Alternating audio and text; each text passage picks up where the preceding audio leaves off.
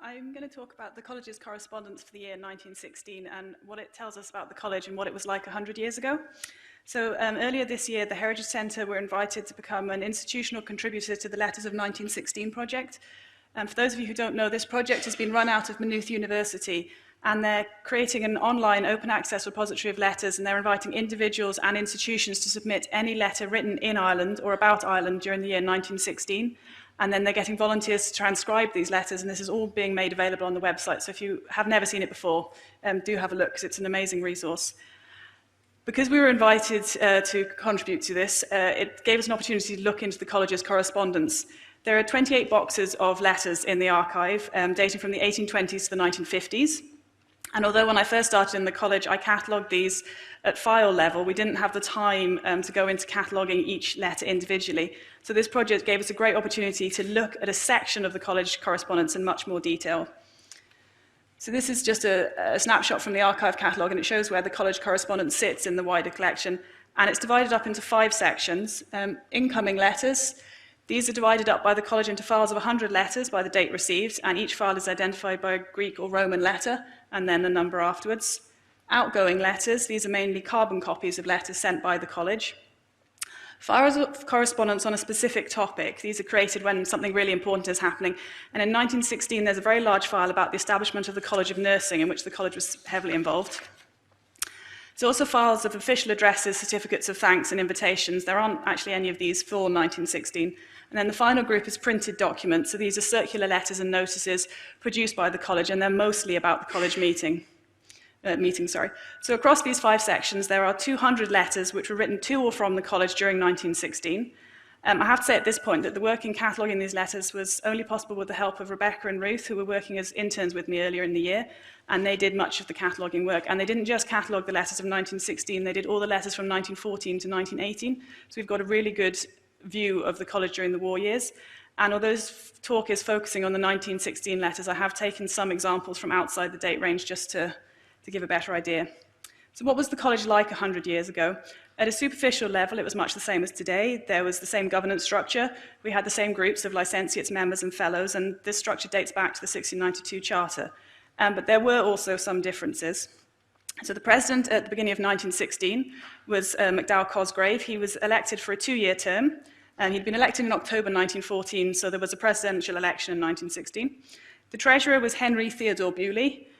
He had already been treasurer for 14 years by 1916, and the registrar was Thomas Percy Claude Kirkpatrick, who had been the registrar for 6 years prior to 1916. Kirkpatrick as registrar is particularly important because most of the letters are either addressed to him or written by him. The college held monthly business meetings, except over the summer, to deal with the business of the college, and there were 6 committees in place to advise on specific issues. And it's at this point that we begin to see the real differences to the scale of the college today. So this is just a snapshot. So in 1916, there were 6 committees. Today, we think we have about 150. No one's quite sure. There was 1 member admitted in 1916. In the last 12 months, we've admitted 403 members. There were no fellows admitted in 1916. It's a bit of an anomaly, but in most years on either side, it's only 1 or 2 being admitted. We will admit, with the admission ceremony later this week, 68 fellows this year. It's quite difficult to work out, but there were about 60 fellows in total in the college in 1916. We have nearly 3,000 fellows in the college today. There were 2 members of staff. There's now 127. 200 letters were sent in 1916. Today, in 1 day, the college sends and receives over 11,000 emails. So you can see there's a really big difference in the scale. The 2 members of staff were John Ludlow, who was the beadle, and Robert Phelps, who was the college librarian, college clerk, and clerk to the Duns estates. I actually found Phelps's contract of employment in the archive. So he was employed in 1897. He was required to work from 10 a.m. to 6 p.m. With lunch between 2 and 3 o'clock. His salary was £139, 12 shillings and 4 pence.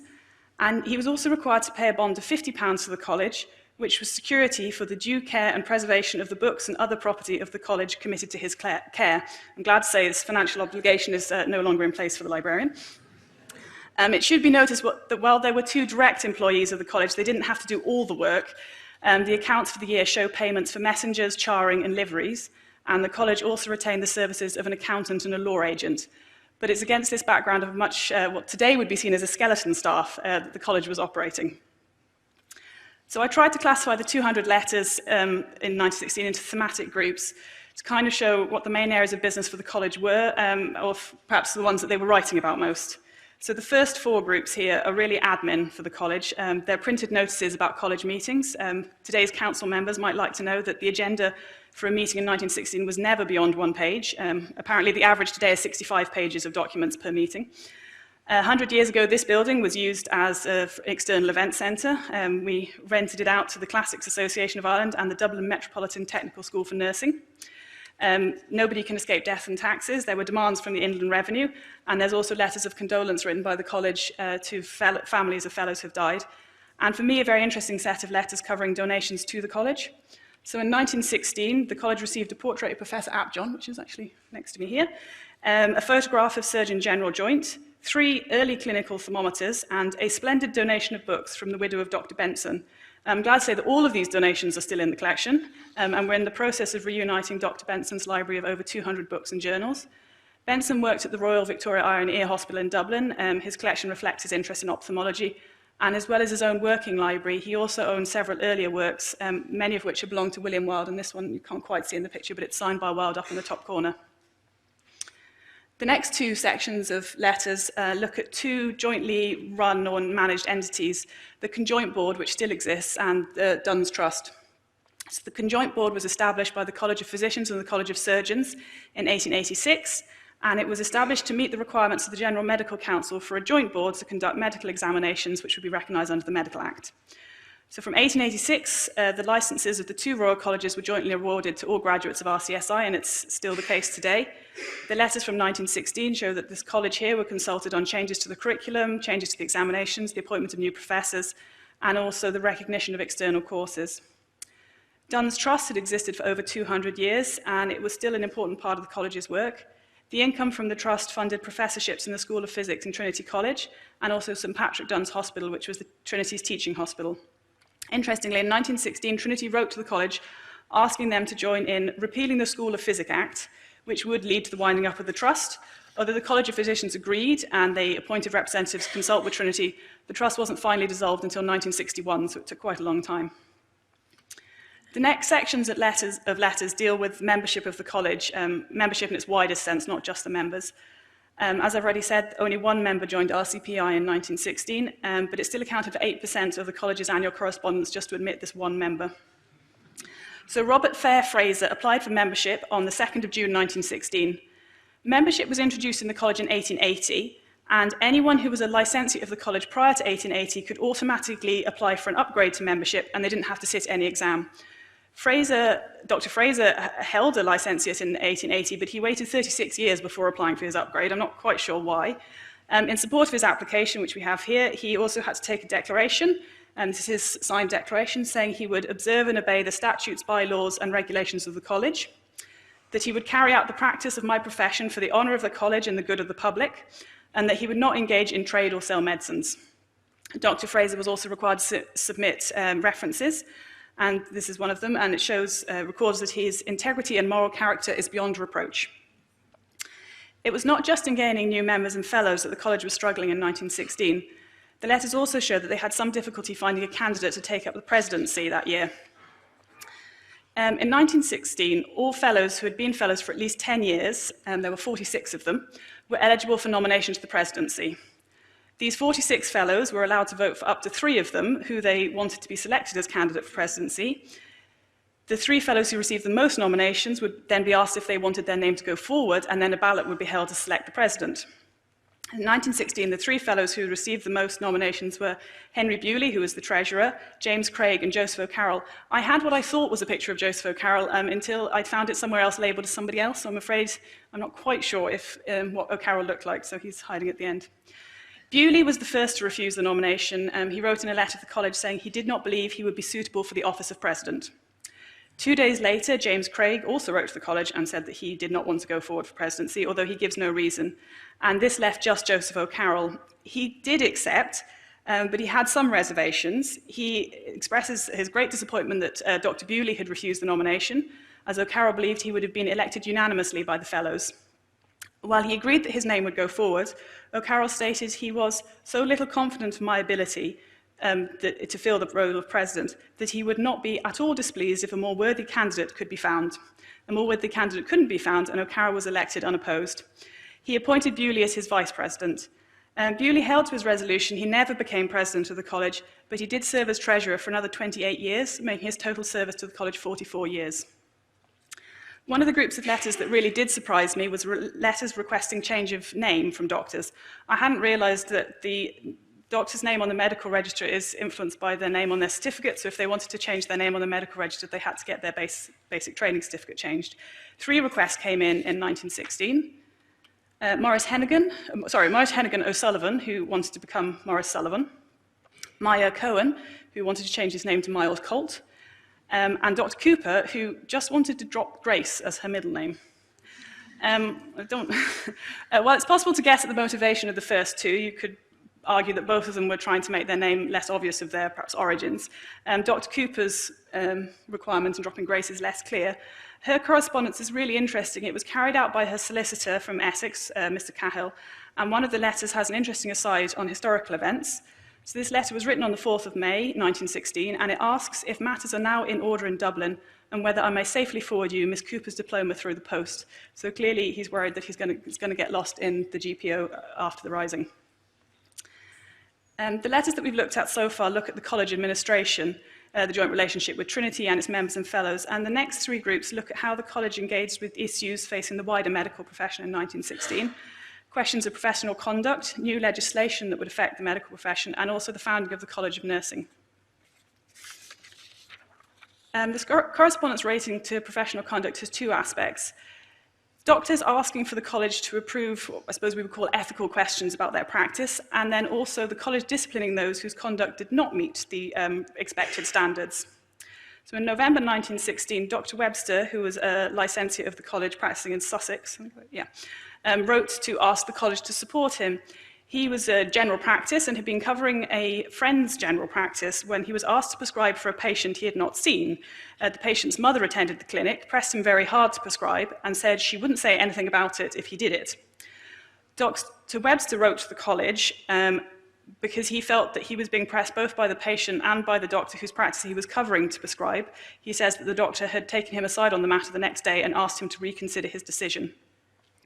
Dr. Webster wrote to the college to ask if his actions were within my legal rights according to the rules of the college, and asked for protection in this matter. The matter was discussed at the next college meeting, and a resolution unanimously passed that Dr. Webster was correct in not prescribing for a patient he hadn't seen, and that he had the full support of the college. In censoring conduct unbecoming to the profession, the case of Dr. Ulrich Burke is quite interesting. And he shows that it wasn't just for medical malpractice that doctors could be sort of punished by the college at time, but also for what we would now see as civil offences. So this newspaper cutting from November 1915 shows that Dr. Burke had been removed from the medical register for having been twice convicted of being drunk and once of being drunk and disorderly. The file on papers on Dr. Burke in the college archive shows that he was first convicted in 1913 of being drunk, I think. The following year, he was accused of making an inaccurate statement on a certificate of death, which he explained away with the confusion over dates. There were 2 convictions in the summer of 1915 for drunkenness, and at this point, Dr. Burke wrote to the college to protest that it was caused by ill health, not drunkenness. In December 1915, the college received official notification that Dr. Burke had been removed from the medical register for infamous conduct in a professional respect, and the college then took steps to strike his name from the college's roll of licentiates. It's quite interesting that in the 1914, quite a lot of doctors who had been struck off the medical register for previous offences wrote to the college to ask to be put back on, particularly because of the war, because they said there was a shortage of doctors, and while they might have misbehaved in the past, the current crisis would require their services. The college records show that since the earliest years, they'd been consulted on proposed legislation that would affect the medical profession. And in 1916, there were 2 issues they discussed: a new order from the Lord Lieutenant governing the sale of carbolic preparations, and a proposal for a midwives' bill for Ireland. The college was very heavily influenced by obstetricians at the time, and they were very desirous to have legislation around midwives. They appointed 3, I think all past presidents and all obstetricians, Sir William Smiley, Sir Andrew Horne, and Dr. Hastings Tweezy, who were to represent them in talking to the local government board and the relevant authorities about getting this legislation passed. And it wasn't just the regulation of midwives that was concerning the college in 1916. Nearly a quarter of the letters in the archive for that year deal with the establishment of the College of Nursing in London. The College of Nursing was the brainchild of Sir Arthur Stanley, who was chairman of the Joint War Committee of the British Red Cross and the Order of St. John. In this role, he'd been shocked by the lack of organisation among nurses and the authorities who trained them, and he proposed the establishment of a College of Nursing in London, which would regulate nursing, would provide a standard curriculum for their training, standard examinations and regulations. And in December 1915, he wrote to the College of Physicians asking them for their view on his proposal. The college took this up, and they formed a joint committee with the College of Surgeons, and they invited the matrons of all the hospitals in Ireland to a meeting to be held in March 1916 in Kildare Street to discuss this proposal. Several of the matrons couldn't make it, but a lot of them wrote back, and there's a huge number of letters from the matrons, those not able to attend, bringing out their key points of concern, and the main point is over the level of Irish representation on this new College of Nursing. And this is the only objection that's given in the formal response to Sir Arthur Stanley from the Joint Committee. And they say they cannot recommend nurses to support the proposal unless 1/5 of the governing body of the new college is Irish. And the letter goes on to say that if the board agrees to this, they expect almost unanimous acceptance by Irish nurses. The proportion of Irish representation is not an arbitrary figure. It's the same level as of Irish representation on the General Medical Council. It's presumably why the college chose it. Throughout 1916, the College of Physicians continued to act as arbitrator between the Irish nurses and the new college in London, both in correspondence and by formal deputation, including the president of the college, who went to London to meet Arthur Stanley. And eventually, in February 1917, an Irish board of the College of Nurses was established. So the last two sets of letters deal with the two events that dominated the history of this period, the First World War and the Easter Rising. I've only classified the letters that deal directly with these events in these categories. As already been shown, other letters about other topics might reflect on these, and it could also be argued that the College of Nursing was established as a result of the First World War. The letters that deal directly with the war fall into three groups: problems caused by the war, congratulations, and then condolences. And the college correspondence shows that throughout the war there was a big impact on medical staff. So even before the war broke out, the college received a letter from the Army and the Navy requesting the names of young, qualified medical practitioners who would be suitable for military service. Approximately 3,000 Irish medics would serve with the armed forces during the First World War. And by 1916, several RCPI fellows had requested leave of absence to take up military appointments. In January 1916, Professor William Thompson requested a leave of absence. He says in his letter that he has learned that there is great difficulty experienced in finding temporary assistance to lunatic asylums in England and Scotland to take the place of younger medical men who are called up for military service, and he wanted to volunteer to take up one of these posts. Thompson had been professor of the Institutes of Medicine in Trinity College since 1902 and was too old for active military service, but felt that this was a way he could support the war effort. With the approval of Trinity College, he had found an appointment at a hospital in Scotland, and he was now writing to the college to formally ask a leave of absence from them. The college agreed. Thompson continued to work in Scotland. He also advised the Ministry of Food, and was knighted for his services to the war effort in January 1918. Thompson died on the 10th of October 1918 on his way to London. He was on the RMS Leinster when it was torpedoed almost at the end of the war. The college also seems to have kept track of its licentiates, members and fellows who are on active service, and there's quite a lot of letters of congratulation being sent out when they're awarded prizes or sympathy if they've been wounded. In March 1916, the college wrote to Captain Lachlan, who had just been awarded the Arnott Medal. The Arnott Medal was awarded by the Irish Schools and Graduates Association to an Irish doctor who had performed some brave act or distinguished service. Lachlan had joined the Royal Army Medical Corps in 1906, and the newspaper cutting, which is in the archive here, comments on his conspicuous bravery on several occasions, and among other acts, he secured the severed artery of a badly wounded officer on the battlefield and carried him to a place of safety under heavy fire. He was at length severely wounded himself by a bursting shell, lying buried in the debris until rescued by his comrades. Lachlan also received the Military Cross for this event. The college wrote to him, congratulating him, and received a letter back expressing his surprise at the award and saying he appreciated it more than he could say.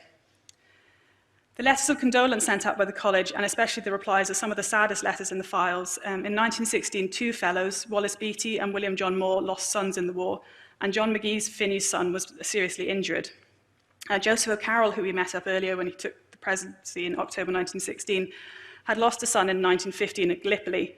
In this letter written to Dr. Kirkpatrick, he thanks Kirkpatrick for his condolences, saying, "Though everyone almost has to suffer or has suffered some grief or other, And though I have, I fear, forborne to write to friends who have lost their dear ones, I now realize that any sincere words of condolence from a friend is an alleviation of great pain. He goes on to say that having just lost one son at Gallipoli, he must now go to London to try and see another son of mine, probably also bound for Gallipoli, before he starts. He is my last, except for a boy in America whose lungs I fear in a bad way. What a story for one who started the war with 4 fine boys. O'Carroll was himself working in the British Red Cross Hospital in Dublin Castle in 1916, treating wounded soldiers as they came back from the front. And it was against this background that the Easter Rising broke out in 1916. Interestingly, for an event which is now considered so important, there are only 4 letters of the 200 that are directly referring to the 1916 Rising in the college collection, and these fall into 2 sets of 2. The first are 2 identical letters written at the end of May, one to the Provost General in Richmond Barracks and the other to the Judge Advocate General, and they're both asking for a copy of the sentence passed in the case of Richard Francis Hayes, who was a licentiate of the college. Hayes was the medical intelligence officer to the 5th Dublin Brigade, and he was at the Battle of Ashbourne during Easter week. His role there was described by General Mulcahy. Mulcahy wrote, "I met him, erect, alert, absorbed in thought, his revolver aimlessly in his hand. I broke his thoughts by a word, 'You'll want these,' and gave him his satchel of medical supplies, which I picked up some yards away. Later, after 4 hours of fighting on a road margin with death and pain and anguish, he tended the wounded." Hayes, as this slide shows, was sentenced to 20 years imprisonment.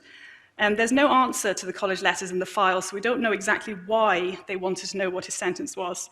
However, given that at the beginning of 1916, Dr. Burke had been struck off for infamous conduct for being drunk and disorderly, I don't think it's beyond the bounds of possibility that the college were considering striking Dr. Hayes off their college roll for his conduct. Hayes was released in the General Amnesty of 1917, and the same year was appointed as a dispensary medical officer. The local government board in Ireland refused to sanction his appointment because of his involvement in the Rising, and he didn't receive a salary for the job until 1920, when there were more Sinn Féin representation on the local government board, and they forced it through. The last 2 letters are between the 2 Royal Medical Colleges in Dublin, and they date from June 1916. The College of Physicians didn't meet until June 1916. It was the first meeting after the Rising. At the end of a very long and fairly boring meeting, they discussed the events, and they passed a resolution that, having heard with regret of the damage done to the Royal College of Surgeons during the recent rebellion, they offered the College of Surgeons the use of this building. Surgeons' reply is also there and states their thanks to the College of Physicians for their kind words, and that they would take up the offer if it became necessary. So what do these letters tell us about the college in 1916? It's very clear it's a much smaller organisation than today, and it had a much narrower focus. The letters show that the First World War probably had a more direct impact on the college and its members than the Rising, and aside from the involvement of Dr. Hayes, it is brushed off, in the words of the College of Surgeons, as the recent disturbance. Although physicians saw the impact of the Rising only in terms of the physical damage to Surgeons' building, the damage done by the Rising would be much longer lasting to the College of Physicians than they realised in 1916. The college correspondence in the next few years show that they remained totally loyal to the British administration right up to 1922. The College of Nursing letters show that the College of Physicians had no doubt that Irish nurses should be part of a wider British Isles organisation, and the college continued to send loyal addresses to the new Lord Lieutenants as they took up office, including a telegram sent to Lord French after he had been attacked in December 1916. And this is a photograph of the car in which he was when he was ambushed.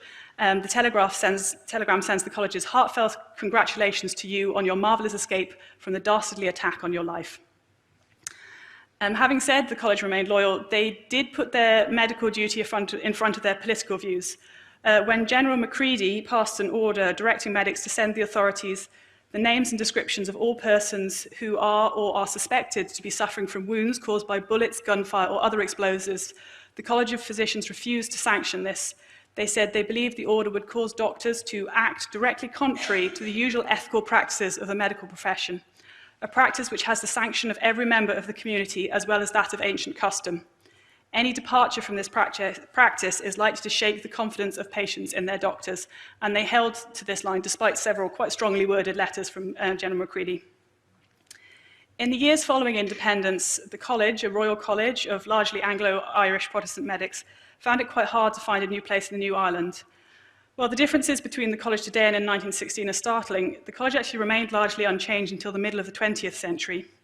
Bewley remained treasurer until 1944, he died the following year. Phelps was librarian and clerk until 1948, and Kirkpatrick was registrar until his death in 1954. Between these three men, they had 138 years of service to the college. The three current holders of those posts have managed 11 years between them, so we have quite a long way to go. This is not to say that these three men were holding the college back, and indeed from the records it seems much more like they were trying to keep it afloat during some very difficult years. As late as the 1970s, the college was still attempting to address the view of itself as a Protestant organisation. Special membership exams were held to fast-track senior medics into the college, including many Catholics who had never joined the organisation. These included Rhyston Mulcahy, whose father had fought alongside Dr. Hayes at the Battle of Ashburn and Easter Week. And it's really from this period that the college begins to develop, and this can be seen very crudely in the number of fellows. So in the 50 years from 1916 to 1966, the number of fellows increased from 60 to 158. It's the next 50 years that see the increase from 158 to 2,860, and the college becoming not just an all-Ireland, but an international college of physicians. Thank you.